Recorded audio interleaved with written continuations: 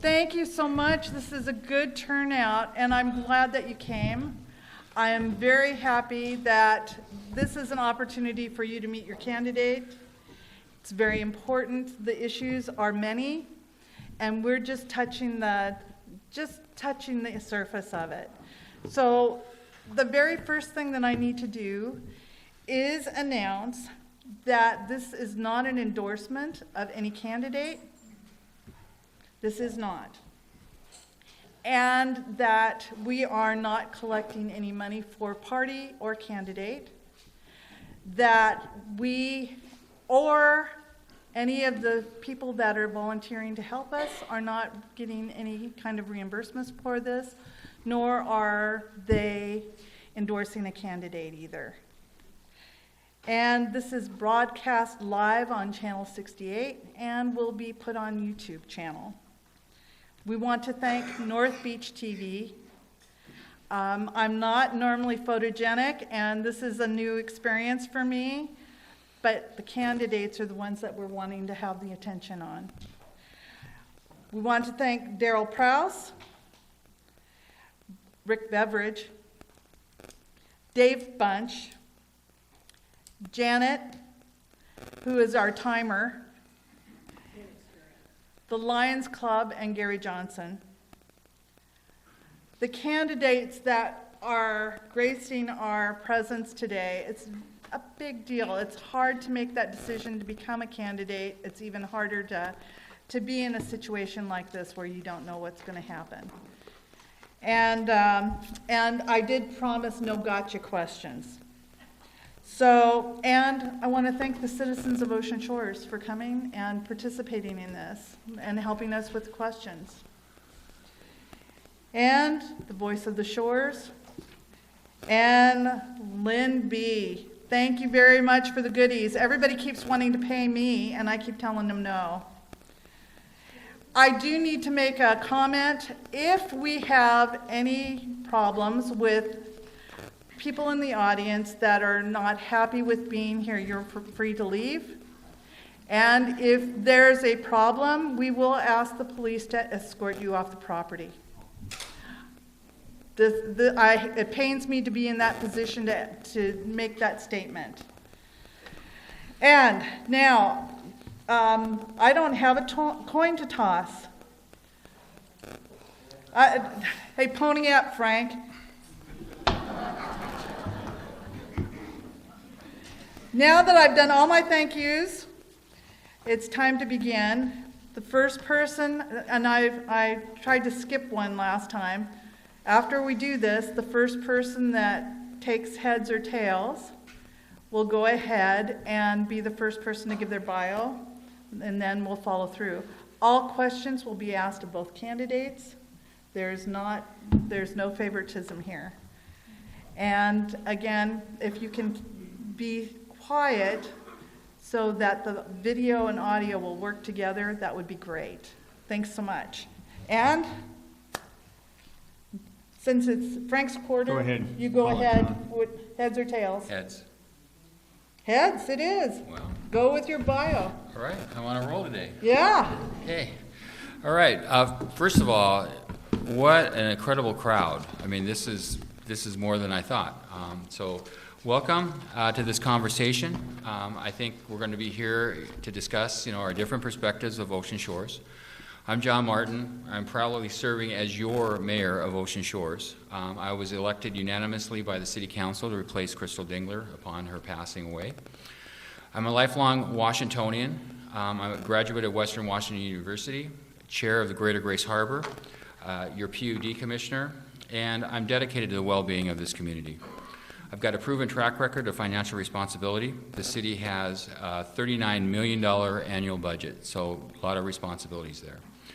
We've significantly reduced the city's debt by 70%, paying down $31.2 million.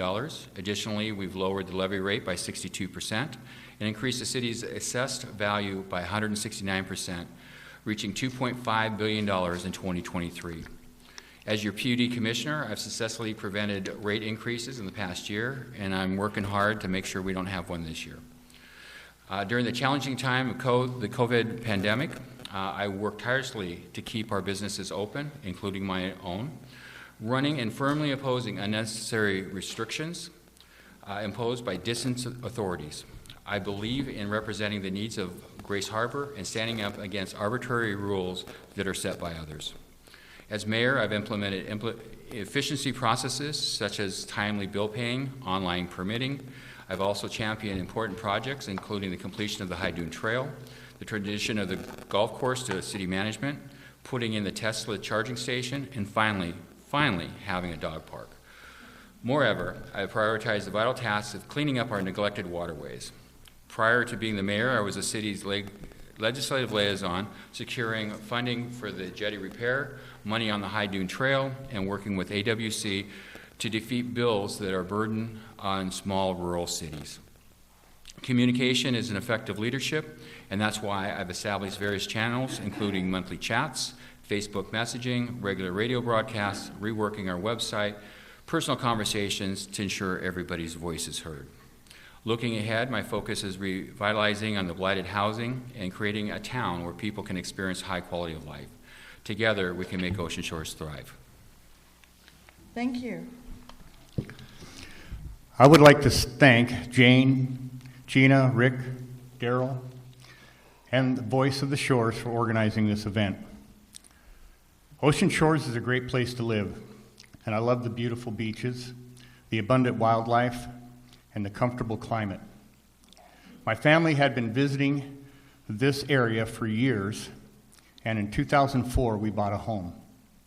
After moving here permanently in 2017, I became involved in the community. For several years, I volunteered as a track coach, and I currently serve as an assistant football coach at North Beach High School. Additionally, I'm president of the North Beach Booster Club, which supports educational opportunities, athletic programs, and special events for North Beach High School. I believe in the importance of investing in our youth. I also serve as a vice president for the Ocean Shores Car Club. I'm a member of the Elks and the Eagles, and I was elected to council in 2019. I have 43 years experience in the electrical construction industry in King County.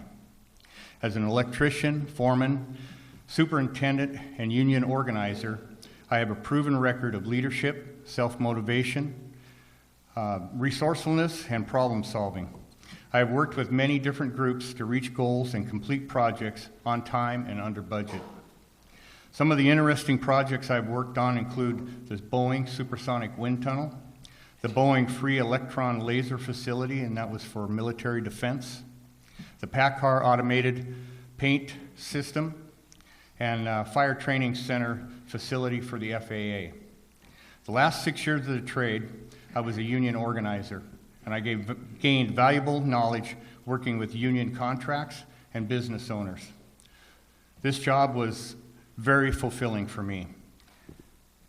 I was able to bring in multiple shops and employees under the union umbrella. This provided the employees with higher wages and better benefits. Many times electricians have contacted me after being organized in and thanked me. They would describe how their lives had improved and how they could take their children now to the dentist and the doctor for checkups. I really enjoyed the job.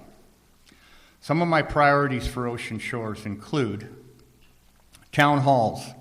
Town halls are essential when the city proposes large projects and or tax increases so the citizens' concerns can be heard. Citizen involvement plays a pivotal role in fostering the prosperity of the city. Transparency is critical. Fiscal responsibility. The city keeps reporting record revenue, but there has been little to no improvement on our city's infrastructure. Fresh waterways. We need to develop a plan and address the issues that have been neglected for decades. While we have some hardworking volunteers, we should not rely on them to do the work the city is responsible for. Water integrity.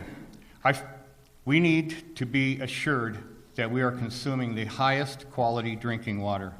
The black slime issue needs to be addressed. Healthcare. It's been said that it's not the city's responsibility to bring in health care. I personally see no reason why the city could not assist or facilitate meetings with providers, etc., to help bring in an urgent care to Ocean Shores. It's important to all of us. Infrastructure. The city's infrastructure needs an overhaul. City assets need to be utilized and maintained effectively. I will be a full-time mayor for Ocean Shores, and Ocean Shores deserves a full-time mayor who is dedicated to the city because the residents are paying for it. Our current appointed mayor is a paid PUD commissioner, owner of a liquor store, chairman of Greater Grace Harbor, and a member of a couple other smaller boards. How can he honestly report that he is working full-time for Ocean Shores? If elected, the citizens will be an integral part of the solution to move Ocean Shores forward. Okay, well, since it was heads, thank you both for the bios, a little bit of insight.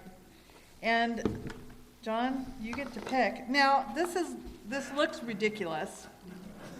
I have a microphone between my legs and this bowl. If I put it in front, it obscures my entire view. So we'll just go for this and it'll just be in my lap. Nothing up my sleeve. Oh, this is a long one. It's a multi-parter. Number one, why are you running for mayor of Ocean Shores? And how are you best qualified for the position? That's the first one. Go ahead. Why am I running and why am I qualified? How are you best qualified for this position? Why? Well, originally, I didn't have any intention of being a mayor. I was selected by the council to become the mayor, and what I realized once I became the mayor, there were a lot of things that were not happening in our city. There's a lot of things that we had to fix, and in a year and a half of being mayor, discovered that there was just things such as not having equal playing field when it came to working with the unions, having infrastructure that was not reinvested in, having just a lot of things. So that's the reason why I ran, because I think that Ocean Shores, we have the opportunity to be one of the greatest cities around. That we have the greatest place where we have the lowest taxes, we have the nature where people want to move here, and I think that we just have everything, it's ready to go and to go on to greatness. Why am I qualified? I have a lot of experience. My experience is I did a lot as far as McDonald's. I ran the entire Alaska market, which means that I did marketing, hiring, construction, everything that we had to do up there. I have worked in my own business. I understand what a P&L looks like. I understand how bills get paid, and that's one of the things that our city wasn't doing on a timely basis when I became mayor. That I understand how to run and manage people. You know, that I had in Alaska, I had probably 400 employees working for me. Here we have about 100. I know that it's all about that you have to hold people accountable for their job and task, and I believe that just my experience in finances, as well as one of the things I bring to the table is my ability to work in Olympia and secure grants, and something that my opponent doesn't have. You know, I think what I'm going to do is, no, I'll just go ahead. The next part of that question is, Well, what? Shouldn't There's- he be able to respond for the two that I just answered? Well, he can, but there's 3 on here. So I'll he's answer. going to answer them regardless. I'll answer. Okay. What are your top 3 goals as mayor, and how will you achieve them? Top 3 goals. Number 1, erosion. That starts with the jetty repair next year that we started working on that.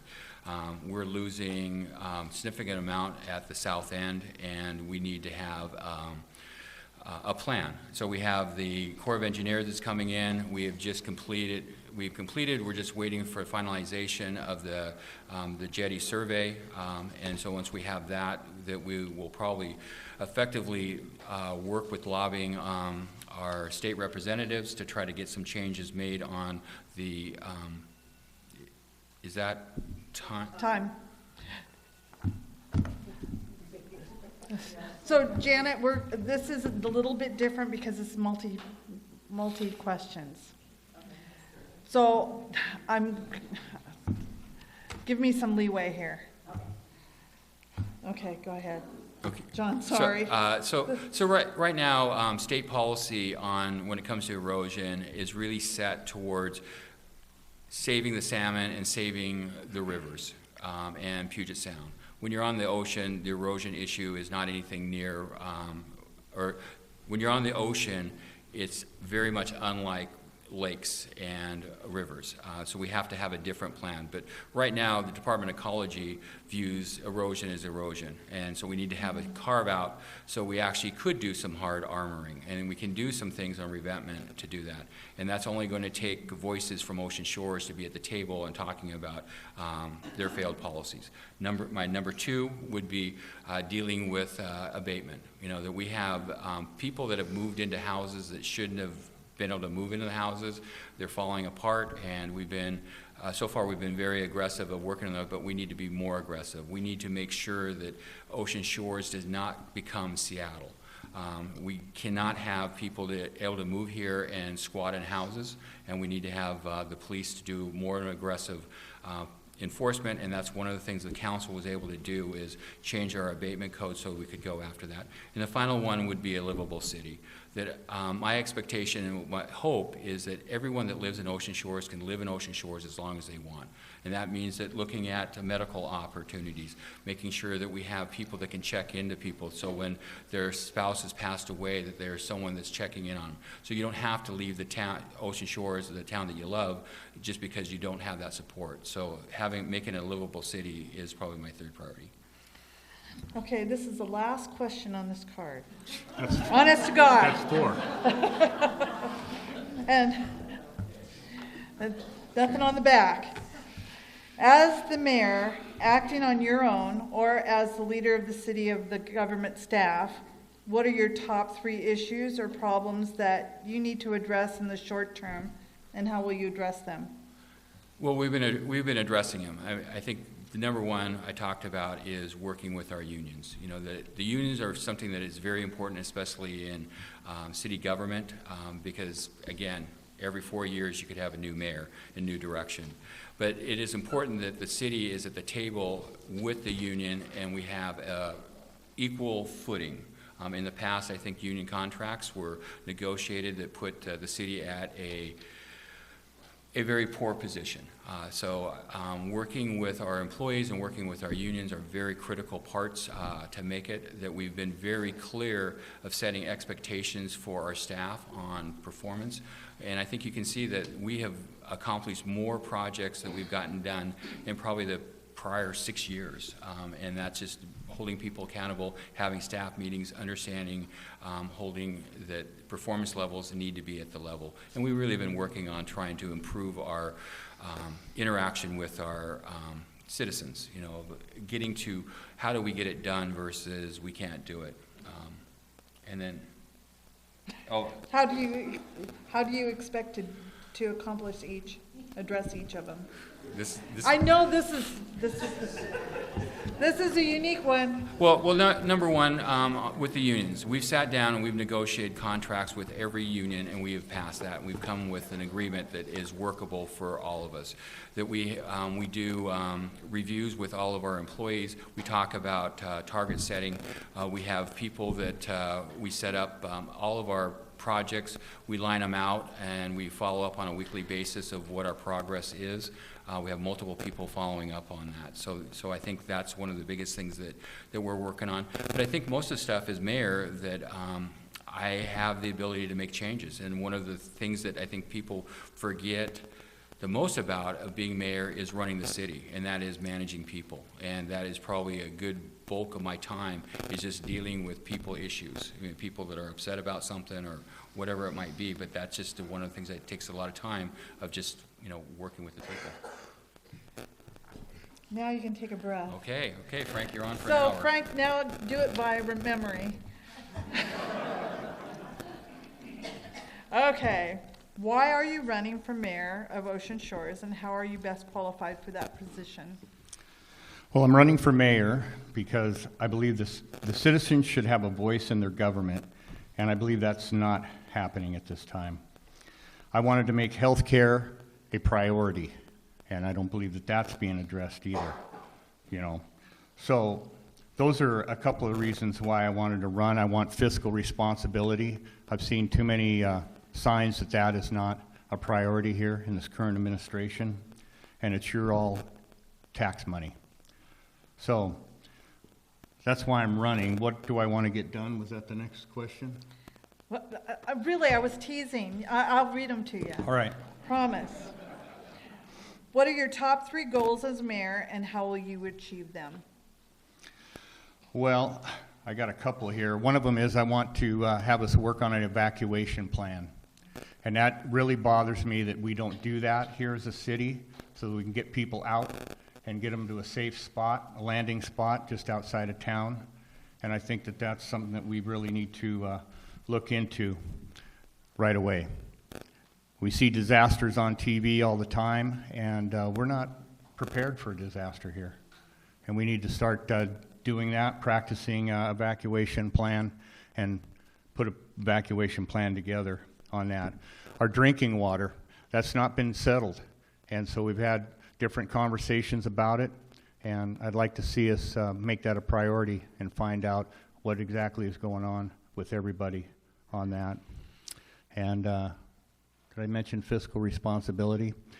We've got a lot of projects that we pay more for a project here in this town many times than it costs to do it in Seattle. And that is messed up. So we've got to take a hard look at that and see what we can do to bring those numbers in to where our budgets have been and get the best bang for our buck on that. Now, I've had plenty of experience with contracts, with union contracts. I've been involved with writing them because I was signing different companies. I actually signed Sound Transit, and that took a few months to get that all worked out, and that included a whole bunch of different trades. But that was a big contract that I negotiated for the IBEW on that. I know how to take care of a budget, and I have a record for saving money and being smart with how that money is spent. So I guess I'm done with that. And the last one? No, there's 4. Oh. As the mayor, acting on your own or as the leader of the city government staff, what are your top 3 issues or problems that you need to address in the short term, and how will you address them? Well, I guess I've already done some of that. I think that my answer that I had about evacuation and water, drinking water, are highly important, and we need to get that done as soon as possible. So a lot of people are worried about the water quality. We don't have a plan yet to go through that and check out exactly what's causing that. There's been discussion about it, but it needs to be a priority. We should be working on it today. We've got a lot of people here in town that have compromised immune systems, and this black slime and mold is a problem for them. And so we need to make the people be the priority on that. Town halls will be something that we'll do immediately if I'm elected, and we'll bring in the public and hear what they want to do. It's their tax money, and I think that's very important to do that. And I will hit the ground running for an urgent care facility, and that's those are 3. There's a lot of issues here, but I guess I'll say those 3. Okay, thank you. Now it's your turn to dip into the bowl. Please take only one. And I'm hoping that they're not as lengthy. Okay. And we have people standing at the door. We do have extra chairs if you want to come in. No? You're afraid. Be very afraid. Okay, Frank, you're getting this question first. Mm-hmm. I hear discussions regarding the funding of our public library. What do you believe is the proper way to fund our library and why? And did you mention changing the library funding during this campaign? I've been asked that question multiple times, but no, I see no reason to do anything with the library's funding. And I believe that a library is super important here, not only for the adults, but I don't know how many people realize the kids do not have a library at their school. So the library is hugely important, and these kids, it's unfortunate. I had a library when I went to school, but here the kids do not have a library, and the library is really important, and I'd like to see things be enhanced as far as what the library is able to reach out and do, because it's that important. John? I don't have a whole lot to add. I think the library is very important. I was on the council when we brought the library back into the budget, and I think it's the right thing, and I think since we've done that, the library has just thrived. So I think it's a very critical piece of our city, and I've never said that we should do anything else on our funding of the library. Has anybody? Well, there's been some concerns of this has come up several times to us, so I wanted to make sure. So that was a quick and easy one. We have more. It makes up for our last one. Yeah. Yeah, no kidding. Well, if I can make them last for a couple more hours, we'll do it. And there's one that dropped on the floor. Well, that was yours. Okay. And maybe I'm not opening this. Do you support businesses using engineered buildings like at Ocean Pours? Why or why not? Do we have more than 3 minutes? Okay. First of all, again, I'm very much in support of engineered buildings, tents, whatever you want to call them. I have been intentional of not removing the emergency order that allows that tent to be up. Because I'm hoping to find a solution. And my understanding is that the business in question has a permit and a license that has been signed, and they've signed it as a temporary. So I think that it's been resolved, but I could be wrong. But more than willing that as mayor to support it, but I can't change ordinance. That is going to be the council, and so Frank, being on the council, could always bring forward any type of ordinance to make a change. And so I've been working on trying to do something and have the conversation. I know our staff's been working with them. I think there's a possible solution, but it's going to be back to the council to make a decision of what needs to be. And we have a license that has been approved by the city for them to move forward. So again, I know that's been all over Facebook, so I'm not quite sure what the ultimate issue is. Okay. Start the timer again. Frank, do you want to answer this? Do you support businesses using engineered buildings like at Ocean Pours? Why or why not? Absolutely.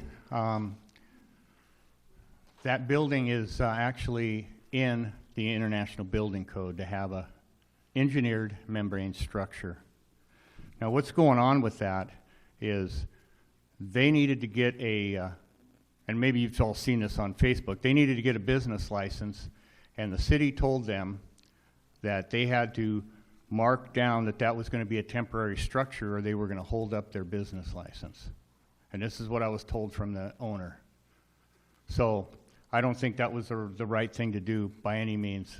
They should have given them their business license and worked out the deal with the membrane structure. I personally think that you can work anything out if you have that mindset. So the city should go over there and work with the owners and figure out how they can get this building approved. I will say that they have tried to work this out with the city. The city has told them that they would work it out with them. And when they needed this license, business license, the city said they were going to have to mark it as a temporary structure or they weren't going to get their business license. That's not the way to do business, and that's not the way to help our businesses. That place gets a lot of patrons that go to that, and people like it. It's got a dog-friendly area, and it's really a good place. Now, the thing that bothered me when they were struggling and having their problems was that Martin Bruni Liquor was advertising that they sell craft beer and growlers on the radio. So I don't think that was right at all. And as far as bringing it to the council, myself and 2 others worked on an ordinance. We brought it to council, and it was voted down 3-4. So that attempt has been made to get that to be a permanent structure. It is very well made. If anybody's been over there to look at it, that thing is sturdy. It's bolted down to a huge patio slab, and it's set up so that it's good for 130 mile-an-hour winds and 25 pounds per square foot for snow load. So this isn't just a pop-up tent that could blow away in a 10-mile-an-hour wind. This is a very sturdy structure, and it should be allowed to stay. Thank you. That was powerful. I believe it's your turn. And I have Linda. Okay. Changing to a regional fire authority, the city council budgeted $50,000 in the current 2023-2024 biennium to study the feasibility of changing from a city fire department to a regional fire authority. What are your views on this change, and do you see it happening in the future? Well, I've talked to the fire department about it because I wanted to know what their take on it was. And they're not feeling anything against it or for it. They want that study to come out, and then they want to have a conversation about the regional fire district. I think that it might be a good thing, but I want to see the study also. And I was encouraged that the fire department here in town was interested in seeing what the survey said, and the study, I should say, prior to them making any decisions. So I like that about them, that they were took that stance with it. So as far as I'm concerned, I'm waiting for the study. Thank you. John, I'll read it again. Changing to a regional fire authority, the city council budgeted $50,000 in the current 2023-2024 biennium to study the feasibility of changing from a city fire department to a regional fire authority. What are your views on this change, and do you see it happening in the future? I think if you look at the North Beach, I think that Regional Fire Authority would be the right thing to do. I don't know if it'll ever happen, because the reason, if you just look at the RFAs that have been done in Aberdeen, Hoquiam, it's failed 3 times. You know, you got to get a 60% vote. You've got to get the other fire departments, other than just the city of Ocean Shores, to be on board. I'm in support with Frank that we should look at it. But you know, there's several things that we have to make the hurdle. You've got to make the hurdle of the volunteer fire departments want to be absorbed or put together with the city of Ocean Shores, and I'm sure, and currently there's resistance on that. Then you have to sell it to the citizens that it actually makes sense, and actually you probably most likely the citizens of Ocean Shores will end up paying more money than they're paying right now, just because of the cost, because you go from volunteer fire departments to paid fire departments, and we've got the largest tax base on the coast. So I think we can study it, but I would not say right now, based on what happened in Aberdeen and Hoquiam, that our likelihood of getting a 60% vote in the Ocean Shores area to get it going is going to happen. Thank you. And we're going to reset the timer, and thank you. This is working out well, don't you think? So, how do you justify and prioritize? Example, the interest rates are climbing. We have the city water issues for some constituents. the backflow regulators that will impact business and homeowners, hiring more employees, the fresh waterway issues that will cost millions, the new police department, and you talk of sidewalks. How is this paid for? I'm already broke. Is it me? It's to you. Well, I would. I'm already broke too, but that was on the question, so. So I would tell you, as the first budget that I presented as mayor, I presented where there would be very little increase to any of the citizens. That the council took my proposed budget and increased it by adding additional things, and Frank voted yes for that. So I think you've got to have people in position that understand of how you balance it, because we can't do it all. I mean, all the things that you listed there, some of those things that we have to do and some of those things that we're going to phase in. That I know that Frank talked about that he can get our projects cost more than the city of Seattle. I'd love to see what his actual facts are. Because reality is, if you look at where we are financially, we're doing quite well. We are not taking down any big projects that are an additional burden to you as the citizens. And as mayor, that anything that I look at when we're talking about new projects, I want to make sure that we can afford it. That's the first question I ask, because I do understand what our citizens are. I do understand how the financial viability of everybody, and everybody's on the edge. We work hard on getting grants. I think that this administration, that we've gotten more grants than anybody else, so we know how to work and get those projects done. But again, if you look at that we're going to be working on fixing the jetty with no cost to you as citizens. Now, I understand you can say taxes are taxes, but reality is, from you as what you're writing your checks are, we have right now the lowest taxes in probably most of Western Washington, and that's because we've been focused on making sure that we do this. Frank has voted yes on everything that he wants to do in increasing. So Frank also was on the school board, or not the school board, but on the bond committee that would give you the highest increase on the school levy since they've ever run it. So again, he talks about that he's low on taxes, but I don't know how he's going to lower taxes when he's voted yes on every tax thing that has come before the council. Thank you.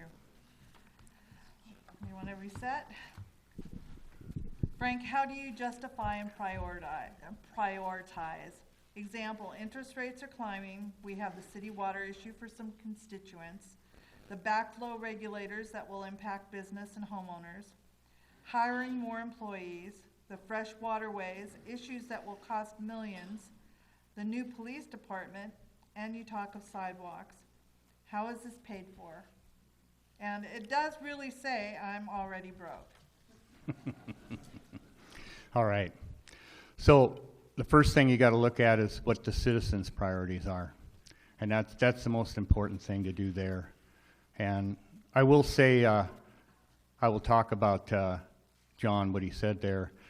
One of the buildings that they put in down here, and it was the systems collection building. We were sold the office space at $400 a square foot. This was in 2018. I took those drawings and I sent them to a contractor that I worked with in the past, a large contractor, a union contractor. And he told me that it shouldn't cost more than $120 a square foot. So there's an example. As far as the prioritizing, I think that's the most important thing to do. And all this budget items have to be taken to the council, and they have to look at it and see what we can or can't do. I think that we should be lobbying in Olympia to get grant money, because if you read the paper, you've seen how much money Hoquiam and Aberdeen got, and Ocean Shores got nothing. That was ugly, as far as I'm concerned. So that's an important thing, to get down there and talk to our legislatures and get into Olympia. I have done lobbying before, so I have an idea what it takes to do that. And I will be down there and getting things done and trying to get money for this city in the similar ways that Aberdeen and Hoquiam get money. Thank you.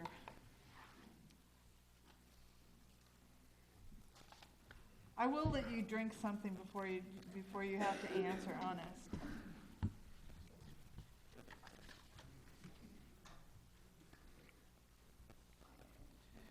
We live on the canals and are appalled at the lack of maintenance of our fresh waterways. Spraying concerns us do you know of other methods for keeping our fresh waterways usable?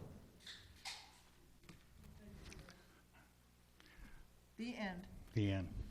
Okay, let's talk about fresh waterways on that. We, the council, put away money for a company to come in and assess our waterways. This company is a type that restorates waterways. And so what we wanted was to get a playbook on what we need to do to start cleaning up the waterways.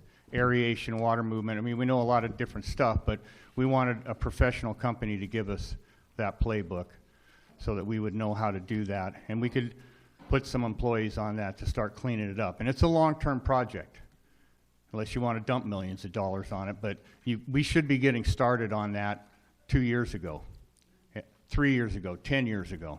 Start cleaning this up and getting the waterways healthy. The canal at my place is like emerald green with a sheen on top of it. It's ugly. And I know other people have the same problems with it on that. Now, we were going to the city wanted to hire a manager for the waterways. Had nobody to manage, but they wanted to hire a manager. I was against that. And we got the money turned around and put into the fund as a holding spot to hire a company to come in and actually give us an honest assessment of what needs to be done to start cleaning this place up. Thank you. John, we live on the canals and are appalled at the lack of maintenance of our fresh waterways. Spraying concerns us. Do you know of other methods for keeping our fresh waterways usable? Well, I would agree with Frank, that I think the focus of the council, and I was on the council when we did that, is creating the Fresh Waterways Master Plan. I think that's the key that will give us the direction. Second thing that we've done is we've joined the Conservation District that will help us on figuring out what we need to do it. Frank voted no on that, so it wasn't important to him. That we have put more money into the fresh waterways on cleaning up the Oi Hut ditch, that we spent 20 years where we didn't maintain it at all. And there's a lot of things that, that I personally agree. The city in the past has been lax. They haven't done it. I've been mayor for a year and a half. We've been working on trying to clean that thing up. From day one when I became the mayor. In fact, Gina, you were there when it was flooding because the Oi Hut ditch wasn't there. I committed there with you and Vicki Raines that I was going to get this thing cleaned up. Vicki was very adamant of, you haven't done anything for, 15 years here, and we got it done. I'm committed to it. I understand, I would love to look at opportunities on doing something other than the chemicals, whether it be weed harvesting or whatever it's going to be. I'm up for any possible solutions, but right now we're kind of stuck with what we've got and within the amount. And again, I think that being part of the conservation district will be huge because that's what they do. They restore lakes and streams, and the canal is just a big stream. So I'm optimistic, and I think the Fresh Waterways Plan is the critical piece because that'll give us where the experts will come in. And I was right there with Frank. I was not in favor of adding a department head to do it because I don't think that that's what we need to help our fresh waterways. So I'm in support with what Frank's talking about. Okay, thank you. And we that are dealing with the Oi Hut ditch appreciate it too. Okay, your turn. And am I close enough now? I'm not. So here's the deal, folks. They have this wrapped around so I can't move the mic closer to me. I have to move closer to it, and it's right between my legs. So I'm sorry, but I'll work a little bit harder. Thank you very much.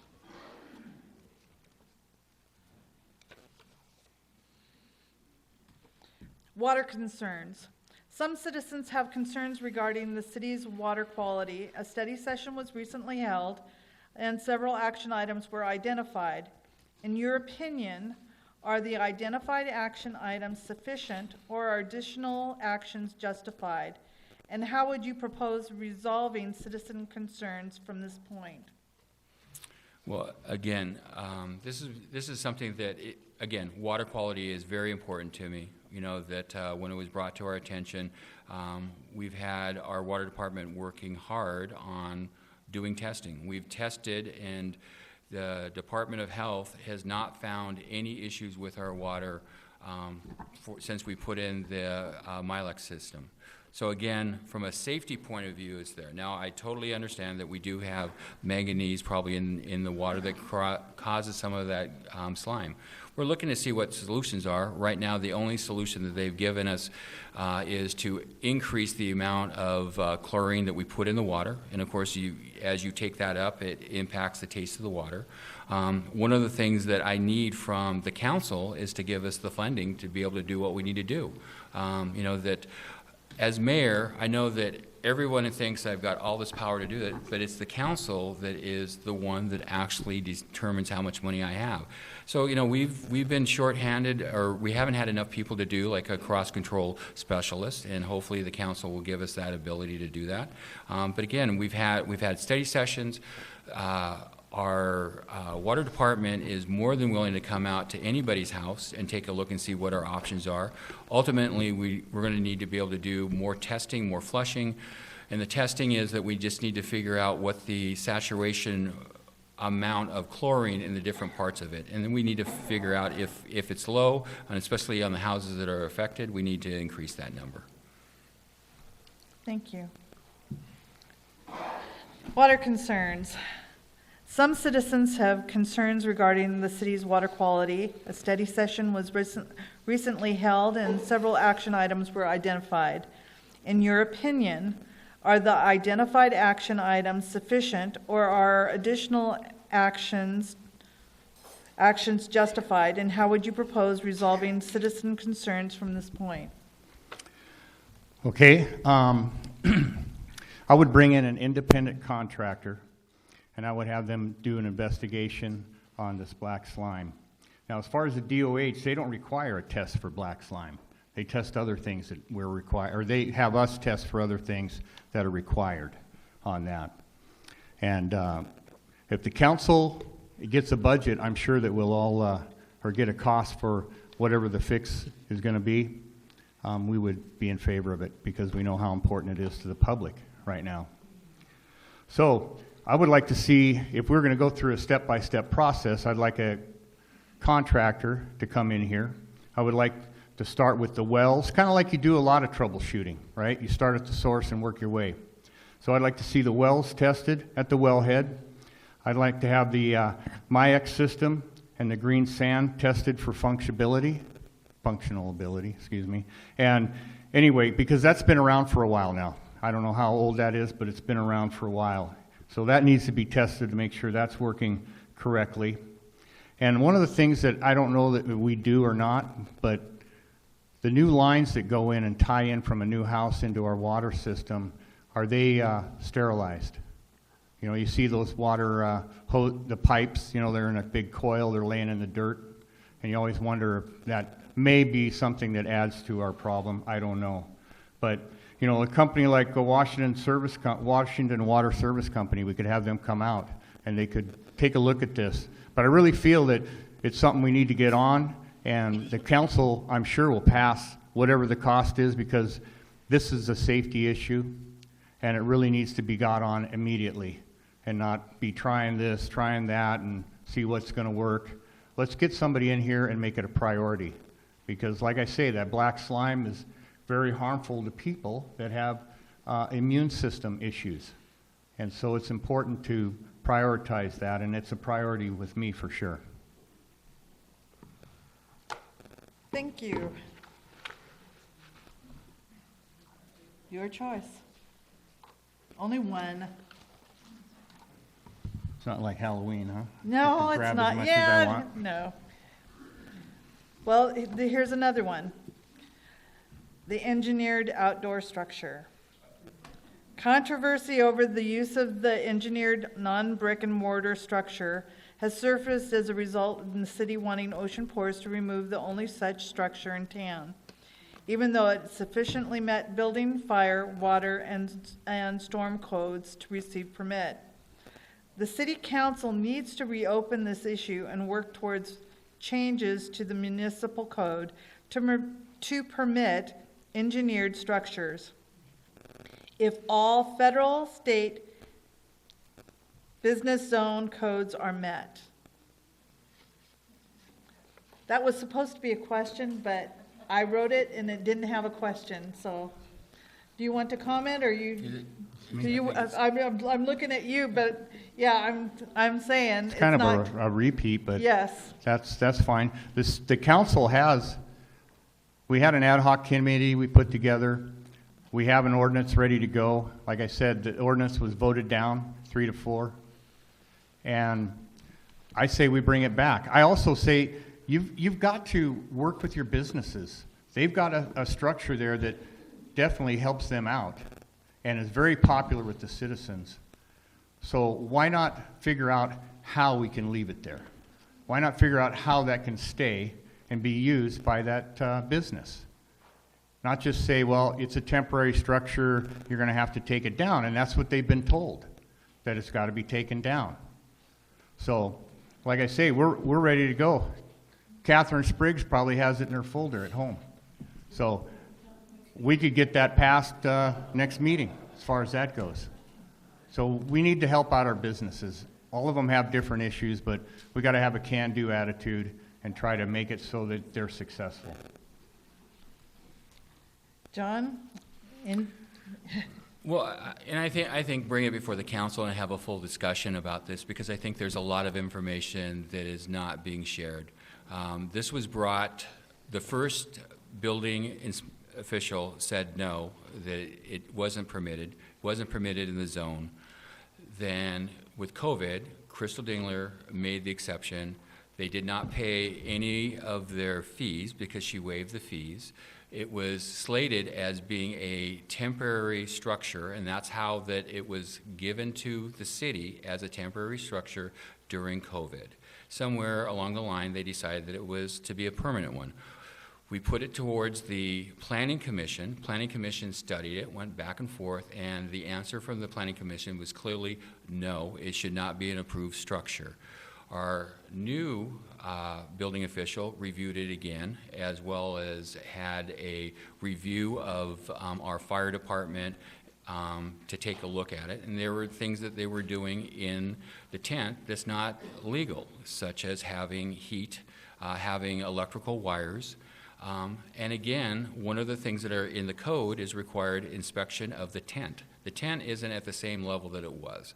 Now, I am all for having a discussion, but I think that what is being shared on Facebook, and I don't like to make policy on Facebook, you know, that I think that we should bring it before the council, have a full discussion, share all the emails that have gone back and forth of what the structure is. The city has really worked on trying to come up with a solution, but again, it was posted on Ocean Shores Confidential, instead of having a conversation with us, you know, that at any time that we could have that discussion. But again, it goes back to there's codes that right now it's not allowed. And as mayor, I don't have that authority to make the changes. That is going to be the council. So I think I don't have any problem of the council bringing it forward, having a full discussion, bring the Planning Commission to have their thoughts, as well as, and have a full conversation about it.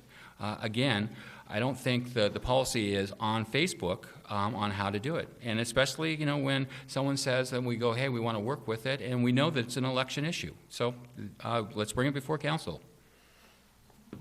Thank you.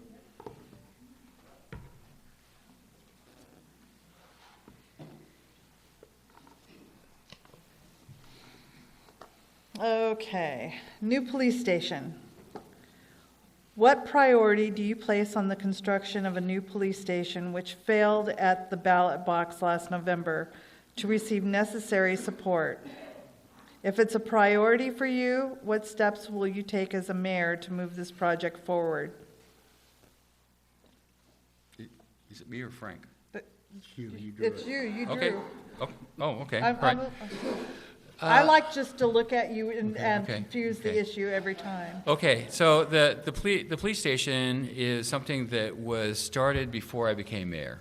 You know, it was something that Crystal, originally, we were going to do the movie theater. Then we were going to do it behind Bennett's. Then we were going to do it by the Waterway. I mean, we had multiple times with it. All these things were done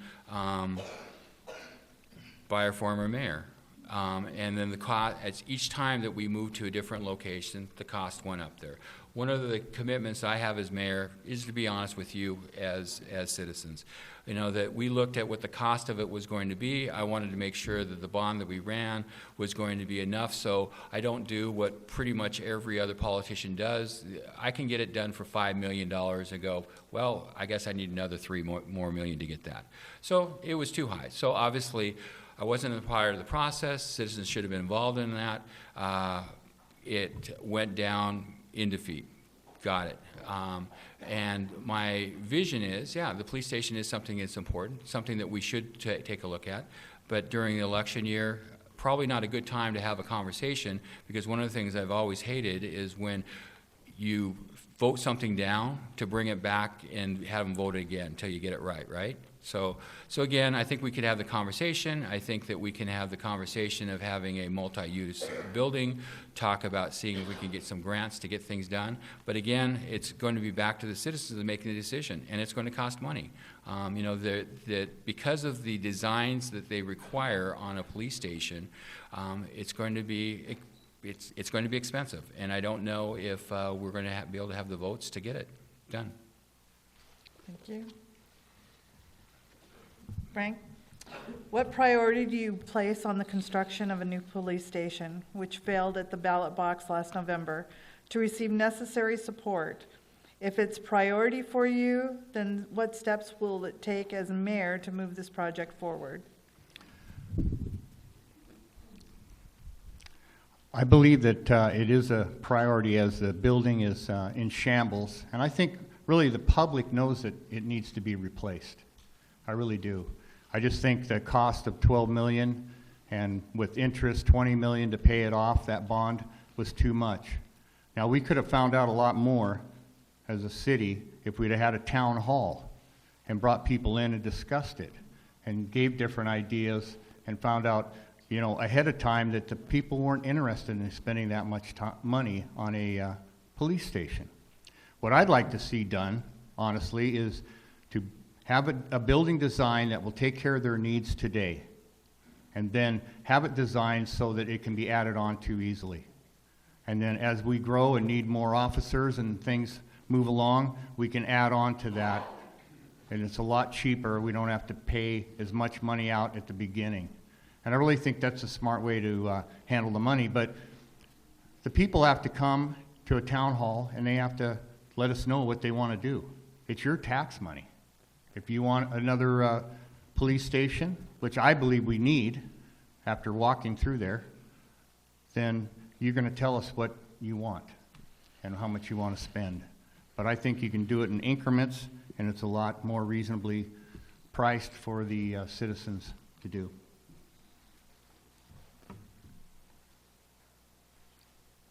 How would you finance it? I'm going to follow up on this. How would you finance it? Well, I think it'd be a combination of things that I think that you would, I think grants funding would be number one that we would look at. I think that there is both federal and state that we could look at, and then I think that we can offset it.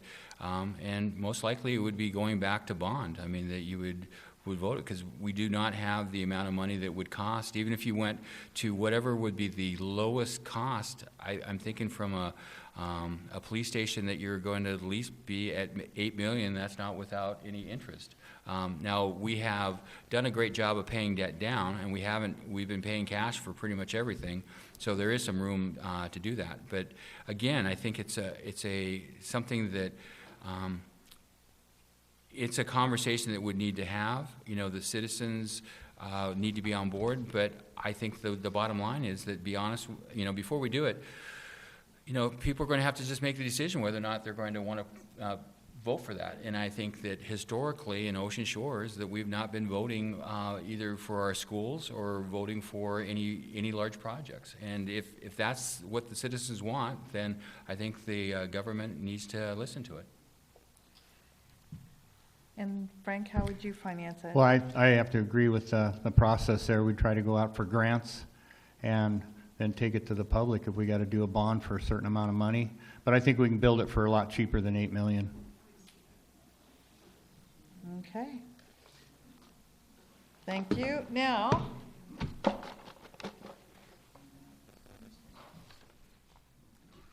you. This isn't as painful as you thought, right?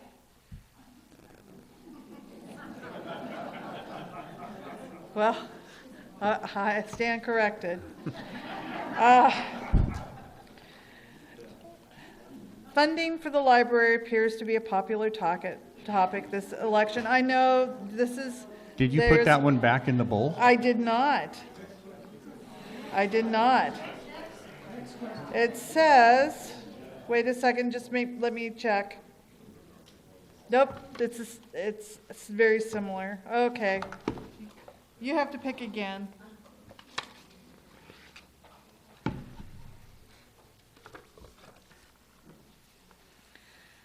The city chat. The current city chat sessions, usually held on the first Wednesday of each month, are well attended. Will you continue these city chats? And if so, would you make any changes to the format? And will the 3 council member format be included?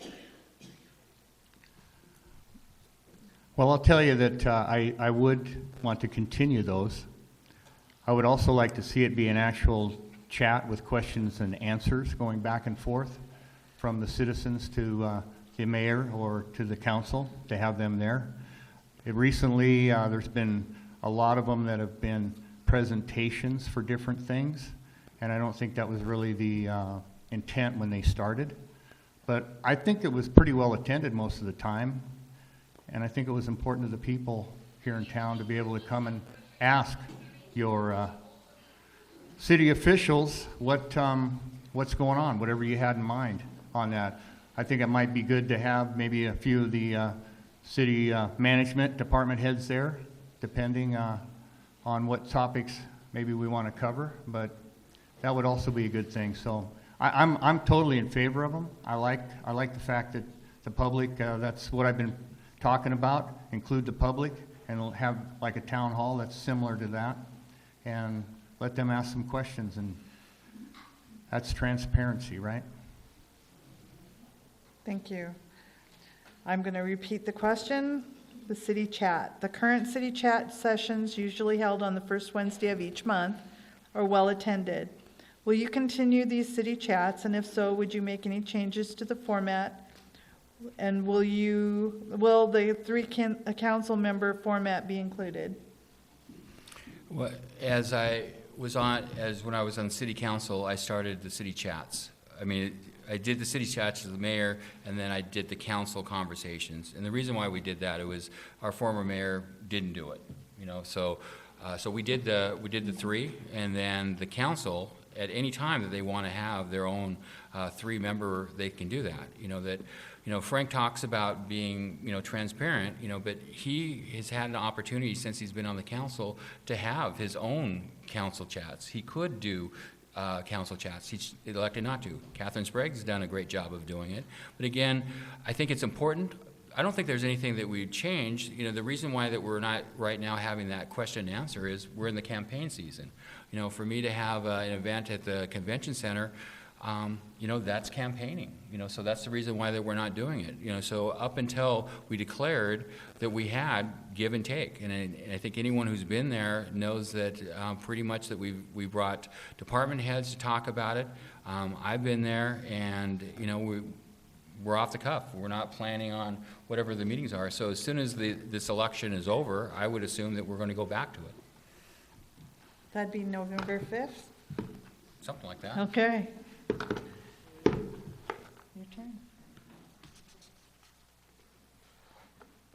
Thank you.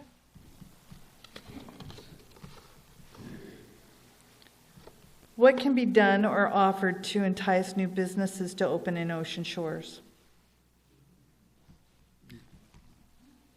Is it me or him? You just drew it. Okay, all right. Okay.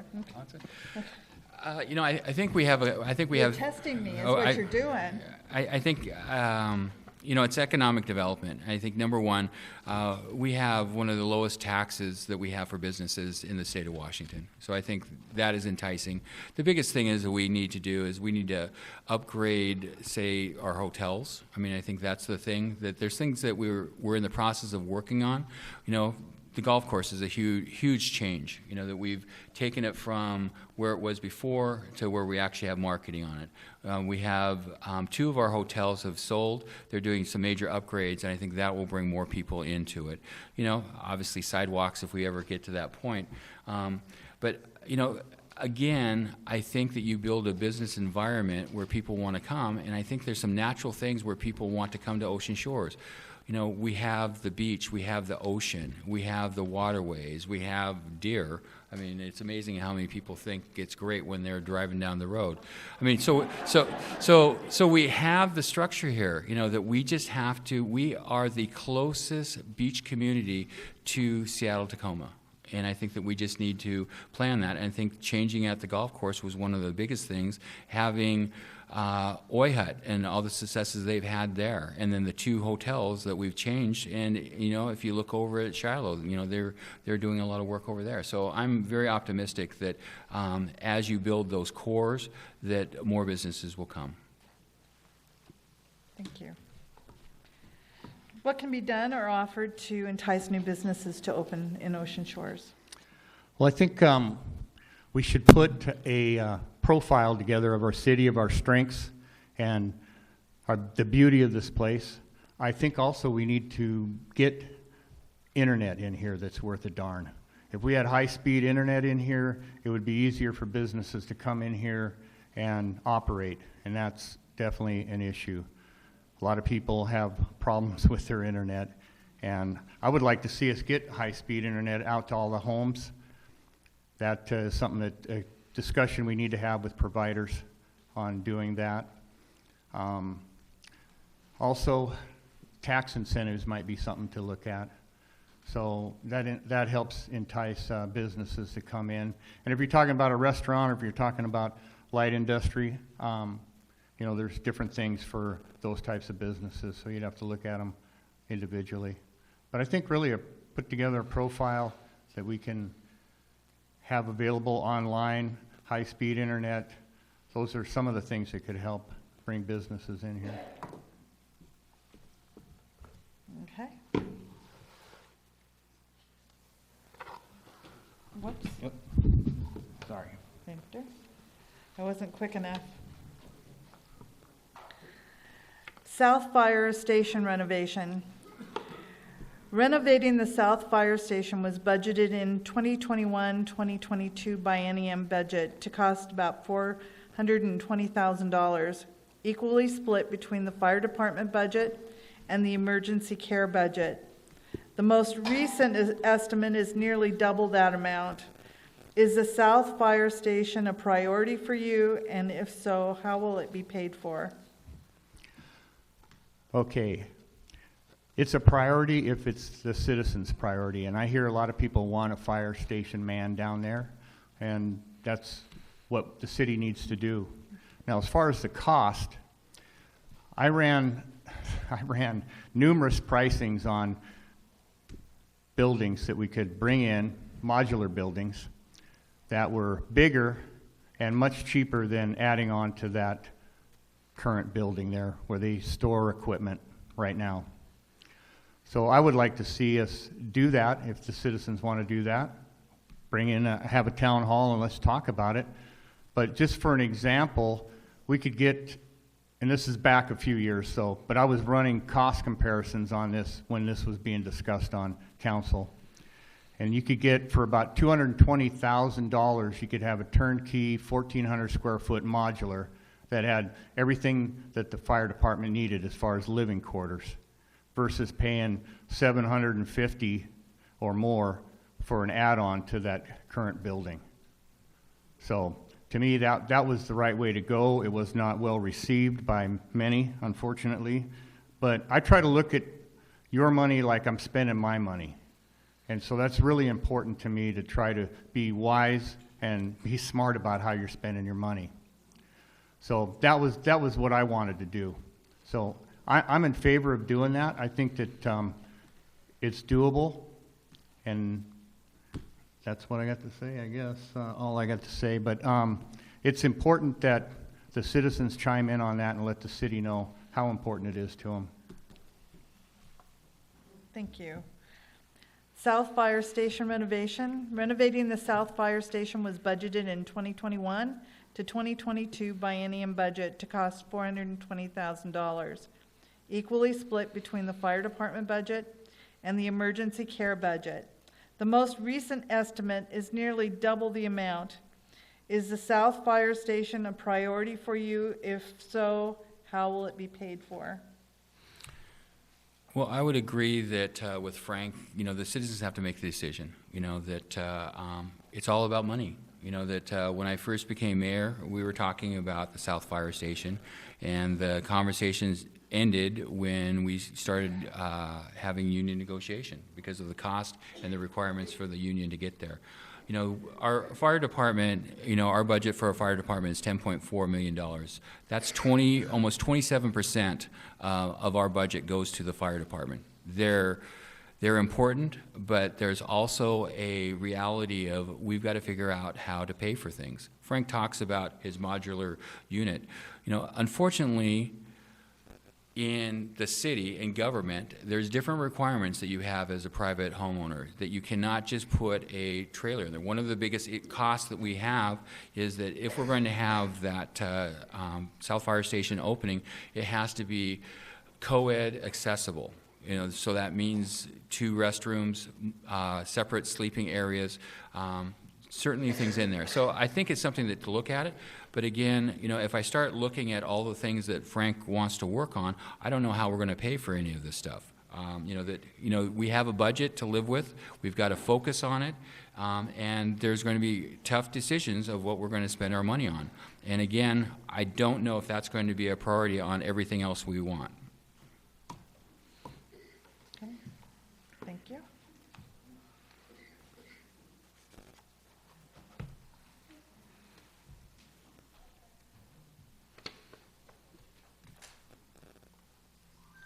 I am concerned about what appears to be a lack of consistent enforcement of our traffic laws. I see speeders and wrong-way drivers on Ocean Shores Boulevard regularly. I would say that probably almost every town you go to that we have speeders. Not saying that it's a good excuse. We have limited amount of police resources. We have 10 police officers. We typically have 2 or 3. We have, with our additional hires, we've put additional people on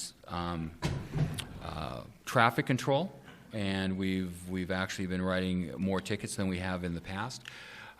We have a lot of areas that we got to cover. In order to do that, I'm not saying that it's something that we shouldn't deal with, but I would tell you that when I go to other cities, speeding is an area, and the other issue that we have is that we do have long straightaways. So one of the things that, we just had the conversation on walkable, bikeable city, and part of that is that I'm hoping that we evolve into looking at speed control within the city of what we need to do, and actually have a traffic engineer help us talk about what we need to do on Ocean Shores Boulevard, Duck Lake, etc. So it's an issue. We're aware of it. I don't know if there's a solution that we're going to fix tomorrow. What about the wrong-way traffic? The wrong-way traffic, we will, I think in about 2 weeks, that we're going to start working on changing some of the arrows that are in the roundabout. We're going to refresh those, and we're reworking on that, because I think when they're talking about wrong-way traffic, it typically coming off that roundabout going down Point Brown. So we've been talking with what type of striping we need to do that, try to reduce that confusion. Because people go off of 2 lanes and all of a sudden it cuts down to 1 lane. You're not from here. You think you got 2 lanes. So we're aware of it and we're working on it. Okay. I'm concerned by what appears to be a lack of consistent enforcement of our traffic laws. I see speeders and wrong-way drivers on Ocean Shores Boulevard regularly. Well, I have seen the same thing, actually, but I really think that we need to have more enforcement there and have the police department set up radar to start writing some tickets, because that'll slow everybody down. Once the word gets out, hey, you better be careful, they're writing tickets, that's going to resonate through the whole community and people are going to start paying attention to the speed. And a lot of them probably are tourists. So we're going to have to let everybody know to follow the speed limit laws here in this town. Now, the problem with Dolphin has been going on for a year or longer. They had a meeting, mayor was there, they were going to do some different things, put in stop signs, some other things were promised, and nothing had been done with it. And that really needs to be taken care of. There's a lot of people that walk that road, and there's a lot of speeding that goes on there. Stop signs would be good, soft bumpers, they make those that will slow down traffic. But the problem is the people came to the city and asked for a solution, asked for help, and all they came up with after more than a year was a radar sign that tells you how fast you're going. I would have liked to have seen something different. The people thought that they were going to get the mayor and the city to fix the problem and to do some things, stop signs and radar. But that hasn't happened, and so there's a lot of people that are upset on Dolphin because it hasn't been addressed.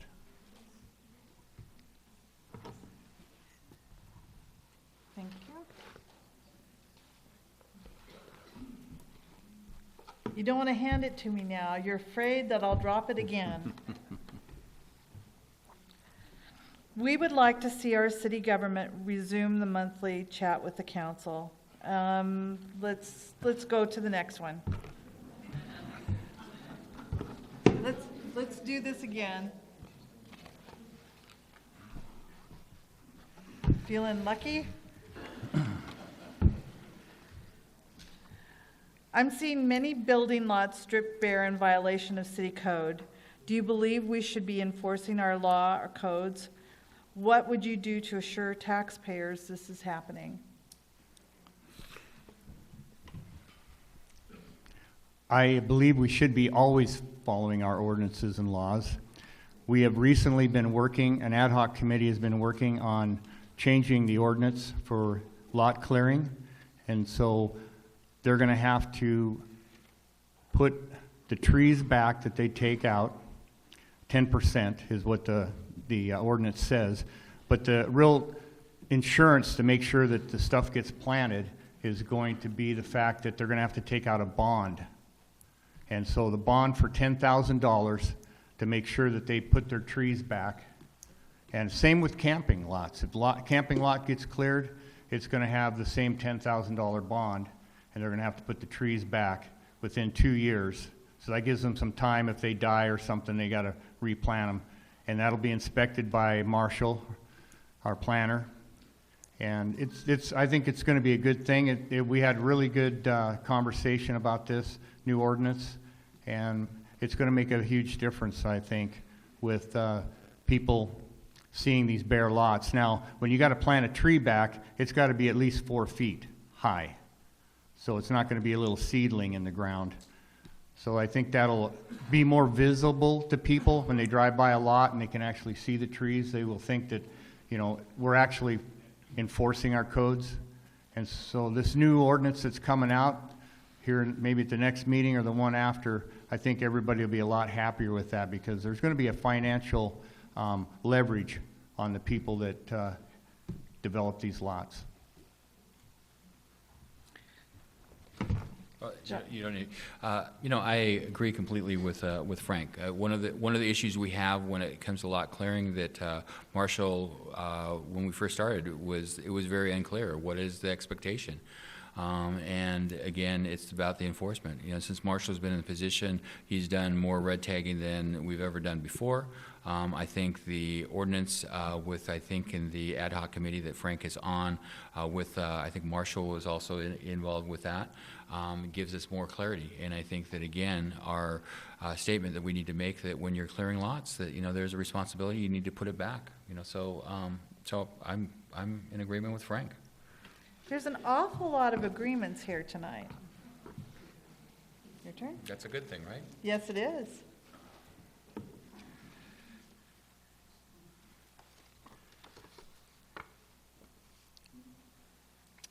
Why can't I camp on my lot more than 90 days? How do you feel about extending that time limit? I feel persecuted. Well, and I really understand why they feel that way, and anyone who's been in Ocean Shores for over 10 years and probably beyond that understands that we've had a discussion about camping forever, probably since when we started. It used to be 30 days, then it was 60 days, then it's 90 days. I'm not actually sure of what they are looking for, if it's 120 days or if they're looking full-time. But I do understand that as from a city point of view, they are of value to the city, our campers. I mean, they bring money, they spend money, they go to our different places. A lot of them have build their homes after being campers. It's going to be more of what do they want and what the time period. If the conversation is I should be able to be on my lot year round, I'm totally against that. I mean, because that opens up to people who just park their campers, to people that basically you've created homeless lots, for people to come in there. So not in favor of year round. Definitely think we could have a conversation of extending it another 30 days, especially for snowbirds. Wouldn't have any problem bringing it before the council. Again, I don't get to vote on it, but put it as an advisory vote if we want to have. I think we just need to define what that next step is. Is it another 30 days? Is it half a year? Is it whatever it's going to be? Because that needs to be defined before that we ask the citizens of what they want. Thank you. Why can't I camp on my lot more than 90 days? How do you feel about extending that time limit? I feel persecuted. Well, you can't camp more than 90 days because that's what the ordinance says. So that's for starters. But I would like to see it moved up to 120. I think that we're missing out on a lot of revenue with campers here in town. And some of the problems, there's people that are against camping, and that's because they've got bad neighbors. I've got campers around me. They're great people. I don't have to call the police on them or anything. And I know people have had problems with campers. I like to think that they would be okay with 120 days. Try that out and see how it works.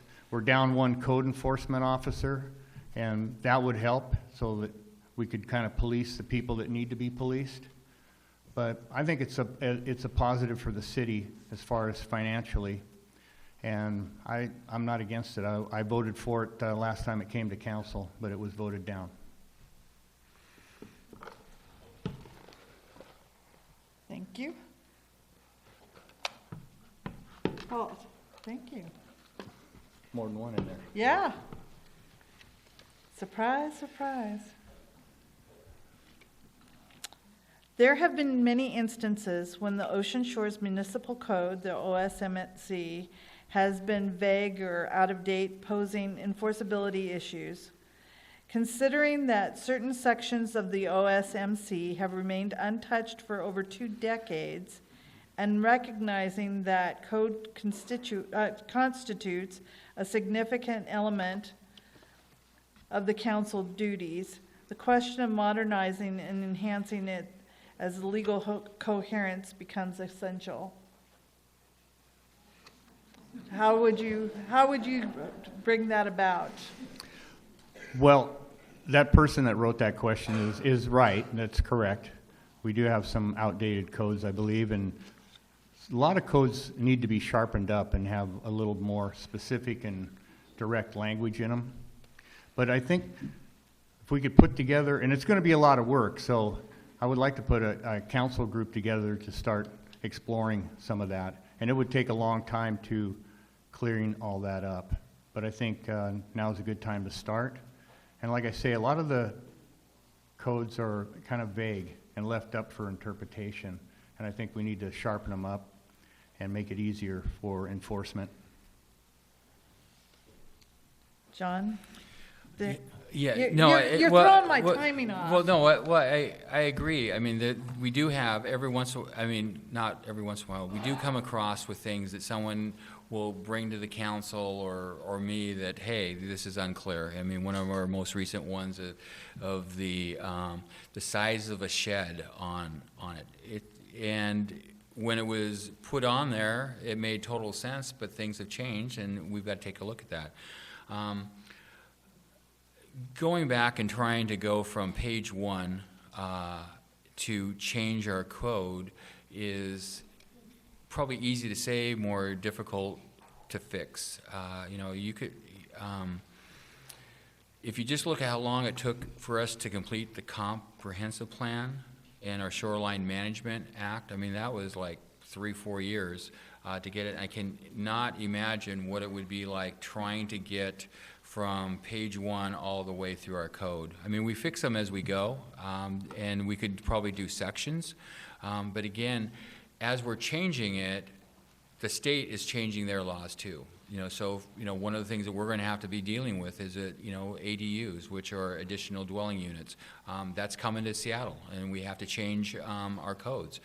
So even if we went through and changed them now, it wouldn't be reflective. So, I don't have any problem of having a council look at it. It's just that the time that we spent on the Shoreline Master Plan and the time that we spent, both important things, but they were focused on one thing, that you get into having a conversation on small stuff, and you start losing focus on some big things. So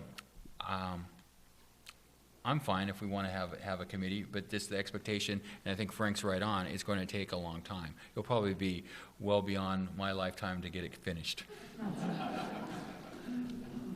Okay. Are we almost getting done? We're almost getting done. I think it's really good that everyone has been very patient and sitting in their chairs, because those chairs are not that comfortable for a long period of time. He will pay you later. What is a councilmanic bond or a councilmatic bond? And what would you approve the use of this method of finance? And do you know what would be the highest dollar amount that you would allow on that if you were to use it? Well, it's a bond that's approved by the council, and typically it has to do with you're unable to finance something, and you take it. The council takes it upon themselves to do it. I'm not in favor of it. But I'm not saying that I would never do it, because you never know what something could come up. There could be an example where we need to take down a bond because, I don't know, our sewer treatment plant, failed. So I wouldn't. It's always a mistake when you say never. Because there's always that possibility. But again, any large bonds, I am a huge proponent of taking it to the citizens and of the citizens to vote on whatever it needs to be. I just don't think that there's actually a place. But I say that, if you go back in the history of the city, the city made the decision, because they didn't have any money, starting to do intertransfer loans, which put the city in great financial jeopardy. And I just wouldn't be in support of that. Thank you. Same to you, Frank. What is a councilmanic or councilmatic bond? And what would you approve the use of this method of finance? and the highest dollar amount that you think that you would authorize if you had to use it. Well, I agree with John. It's a bond that's voted on and approved by the council. The payments for that bond come out of the general fund. I believe that anything like that should be agreed upon by the citizens. So I would not be in favor of a councilmatic bond unless, like John said, there's some kind of emergency or something that needs to be done. But I think you're still spending, no matter where the money comes from, you're still, it's still the taxpayers' money. So it doesn't matter what hand it comes from. It's still taking your money. So I would not want to do that without the citizens voting on a bond. Thank you. And? Is this the, oh, Oh. no. No. Nope. You know what? I just screwed up. You're the one that's supposed to be in. Okay. Sorry, You can sorry. take that one. No, no, somebody will say that I was not being fair. There you go. And I like you both best. One left, huh? When we retired here, we had thought we would be leaving behind the negativity surrounding politics these days, but it is just as bad in Ocean Shores. Do you have any ideas how to try to bring back civility back to the city politics? Stay off Facebook.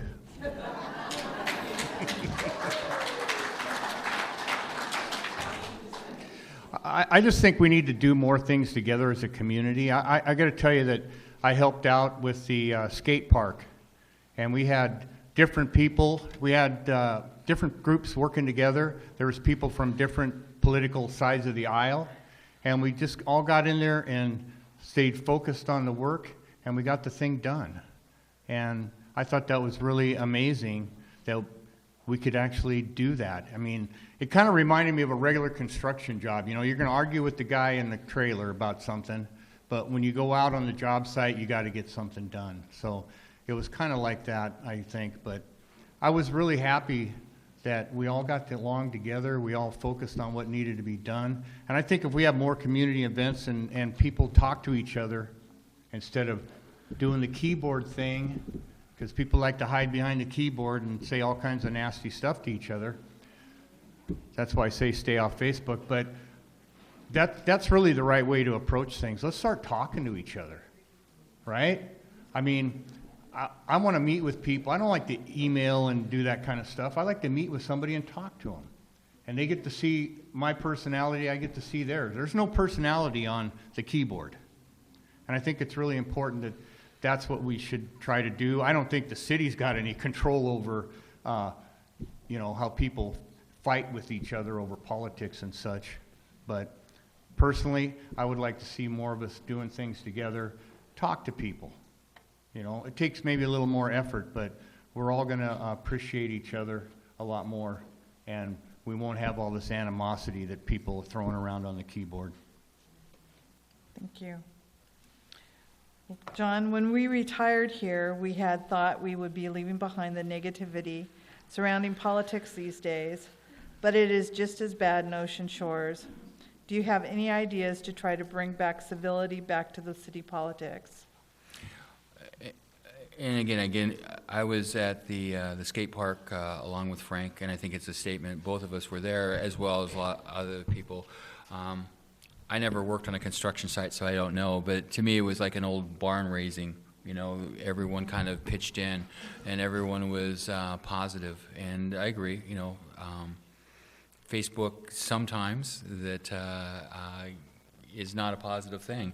But I would say that I'm very hopeful of the city of Ocean Shores, because if you are actually talking to one another, I mean, even the people that I know that are on Facebook that are maybe not a supporter of mine, if I talk to them face to face, I mean, it's a pleasant conversation. I mean, that you just don't get the meanness that if you're out there actually talking. So Ocean Shores, couple things, when I first ran for council, Facebook really wasn't really happening when we first got there. So it wasn't the negativity, we just didn't have that. And I think when COVID hit, it changed who we were. People stopped getting out of their house. They started getting behind the keyboard. They stopped having things. The table has done a great job of bringing people together. And I think if you go to the table, there are people from every political view or thoughts, but they're not talking about politics. They're talking about, the great conversation is you talk about your dog or your cat.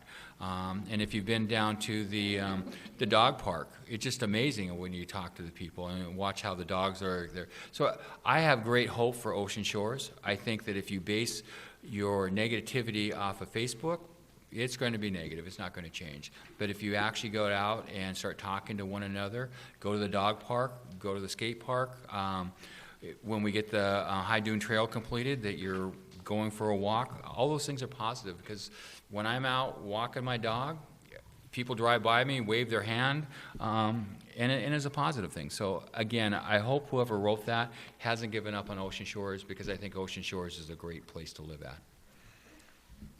Thank you. Is this the last one? This is the last You one. have to make sure there's not another one inside. But there might be one inside. And you haven't dropped any? I haven't, nope. Okay. I'm not sitting on one either.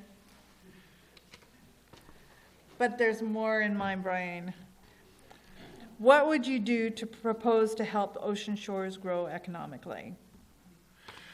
Well, every election that comes up, and I would say Ocean Shores is growing economically. I mean, if you look at, we have the highest growth rate of Grace Harbor. We have increased our value of our property. We have taken over the golf course, which is doing well. We have hotels that have changed ownership that are reinvesting. I know we lost 2 restaurants, but we're getting 2 restaurants. I mean, so things are moving forward. And if you talk to other mayors within Grace Harbor, they all want to know what we're doing right out here. Now, with that, we have growing pains, and there's certain economic development that would be a negativity if you brought it to Ocean Shores. But again, I think you continue to keep the taxes low. You make sure that you have a plan of where you're moving forward, and you keep the city focused on what's going on. And I think economically that we'll continue to grow, because again, there are not that many communities on the Washington coast that have a beach. Thank you. Do you remember the question? Go ahead. How do you, what would you propose to help Ocean Shores economically, grow economically? Well, I think we are growing economically with all the houses that we have moving in here. And that's going to be good for restaurants, because we're going to have more restaurants coming in. We had a couple leave, but really, we don't have enough restaurants here, and the population is continuing to grow, so we will get more businesses in here. I don't think that we're a place to bring in light industry. I think it's going to be tourism and our retirement community, and I don't think we can get away from that at all. So right now, I think we are continuing to grow. We've got more and more houses coming up and being finished. We've got more people moving into town, so I think we're on the right track. Thank you. So there was a question, there's several questions that I did not write up, but one of them speaks about the ARPA funds, the one-time funding that a lot of the projects have been done on.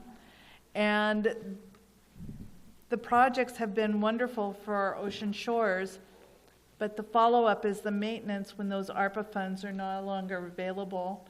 Do you have a plan on how you will finish up and do maintenance on the projects you've done? I'll start with you. And then Well, you. I think council's done a nice job when it came to ARPA money, because everything that we purchase in ARPA is one-time funding. And including with that, the council has also put together a program that we are going to be able to inventory all of our buildings and maintain it. And the council We've been very intentional to make sure that we do have funding in our budget to maintain the projects. I mean, that we've put money in to do maintenance on the fire break. We've got money in to do the Oyhut ditch. I mean, that, that things that have happened in the past in Ocean Shores, that we have systems in place and we're in a more financially sound place, that will not happen again.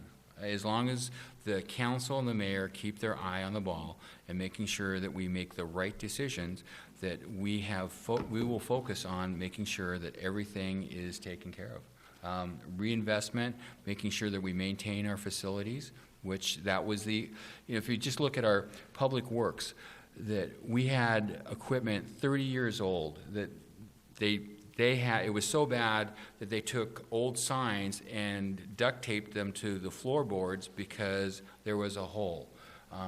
We've put in new equipment, we're focused on it, and we won't be going back. And the ARPA, everything we've done on ARPA is something that we can maintain going into the future. Okay. The capital facilities plan is what John's talking about, and they're working on that now. That's going to give us kind of a play sheet here to look at what the priorities are.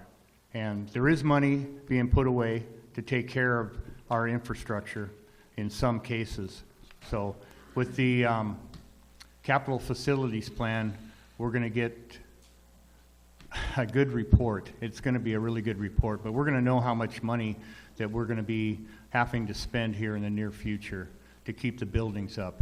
As a lot of you probably know, that's not been happening, and buildings are not being maintained. We see that all over. But the capital facilities plan will give us the information we need, and we'll be able to prioritize what we need to do. Thank you. Well, gentlemen, we are towards the end, and the last thing that you have, John, you started, so Frank starts with the last comments and anything that you want to rebut at this end, and you have 3 minutes. As a city council member, I have been a strong advocate for the city of Ocean Shores. I'm running for mayor because I believe in the potential of the city and the people that call it home. I am dedicated to effective city management, infrastructure improvements, sensible priorities, citizen involvement, transparency, and fiscal responsibility. My professional experience has prepared me to lead the city of Ocean Shores. I am committed to a better future for the city of Ocean Shores and its citizens. By working together and investing in our infrastructure, I believe that we can make Ocean Shores even a better place to call home. I pledge to always put Ocean Shores citizens first and commit to responsible and accountable decision-making. Together we can make Ocean Shores a vibrant, thriving city, and I'm eager to serve you as mayor. Thank you. Okay. As mayor, I've been mayor for a year and a half. If you look at the projects that we've completed, we'll complete more projects than we have in probably the prior 6 years. I live here.